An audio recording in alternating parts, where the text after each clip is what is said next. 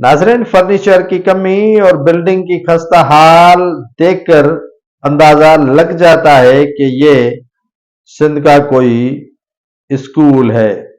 तदरीसी अमल भला आगे क्यों बढ़े जब खस्ताहाल बिल्डिंग हो और बच्चों को फर्नीचर की सहूलियात मुयसर न हो और अरबों रुपए की बजट सालाना सिंध के महकमे एजुकेशन को दी जाए और वो अफसरान और दीगर जो इनके बड़े बड़े सियासतदान हैं उनकी जेबों में जाएं तो भला सिंध की तालीम आगे कैसे बढ़े।